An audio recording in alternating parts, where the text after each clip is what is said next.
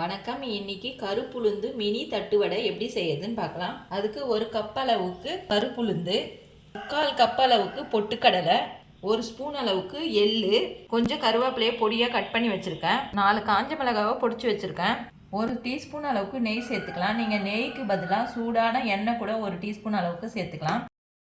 இப்போ இந்த கருப்புளுந்தை மிதமான சூட்டில் வறுத்து பொடியாக்கி எடுத்துக்கிறேன். பொட்டுக்கடலையை வறுக்க தேவையில்ல, அப்படியே பொடிச்சு எடுத்துக்கலாம். வறுத்து அரைச்ச கருப்பு உளுந்தை ஒரு பாத்திரத்தில் சேர்த்துக்கிறேன்.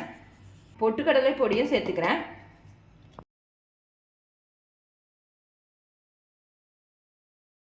தேவையான அளவுக்கு சால்ட்டு சேர்த்துக்கிறேன். இது எல்லாத்தையும் நல்லா கலந்துட்டு கொஞ்சமாக தண்ணி சேர்த்து கலந்துக்கலாம்.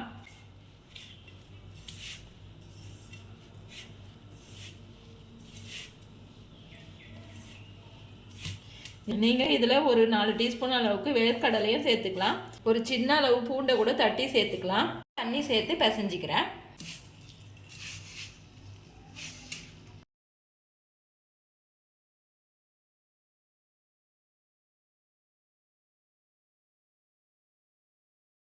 இப்போ இந்த அளவுக்கு கலந்த மாவை குட்டி குட்டி தட்டையாக தட்டி வச்சுக்கலாம்.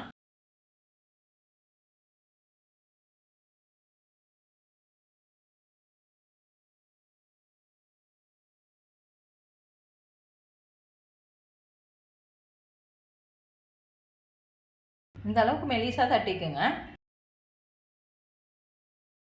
சின்ன சின்ன தட்டையாக தட்டி வச்சாச்சு. இதை எண்ணெயில் போட்டு பொரிச்சு எடுத்துக்கலாம்.